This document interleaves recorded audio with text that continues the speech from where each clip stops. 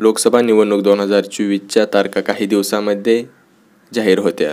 त्यामुळे कोल्हापूर लोकसभा मतदारसंघात श्रीमंत शाहू महाराज विरुद्ध खासदार संजय मंडलिक यांच्यात लढत अटळ असली तरी त्यावर अंतिम मोहर उमटायची आहे. त्याआधीच जिल्ह्यातील प्रमुख नेत्यांकडून आरोप प्रत्यारोप सुरू झाले आहेत. सलामीची रंगलेली खडाखडी पाहता हा आखाडा भलताच रंगणार याची झलक दिसू लागली आहे. कोल्हापुरात शिंदे सेनेचे संजय मंडलिक हे सध्या खासदार आहेत.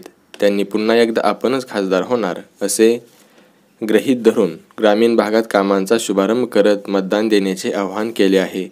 मंडलिक यांच्या विरुद्ध कोणीही चर्चा सुरू असताना राष्ट्रवादीचे नेते शरद पवार यांनी श्रीमंत शाहू महाराज यांची भेट घेतल्यापासून त्यांचे नाव झपाट्याने पुढे आले आहे. त्यानंतर शाहू महाराजांनीही तुतारी शुभचिन्ह आहे आणि ती सगळीकडे वाचताना दिसेल, तुम्हाला अपेक्षित असणारी बातमी लवकरच मिळेल असे विधान करीत आपल्या उमेदवारीचे संकेत द्यायला सुरुवात केली आहे.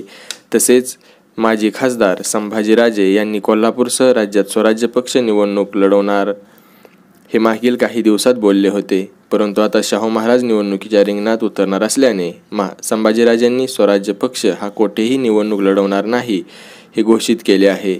त्यामुळे आता आगामी काळात कोल्हापूरचं मैदान कोण मारणार हे पाहावे लागणार आहे. तर मंडळी, तुम्हाला काय वाटतं, कोल्हापूरमधून कोण जिंकेल ते तुम्ही कमेंट करून सांगू शकता. धन्यवाद.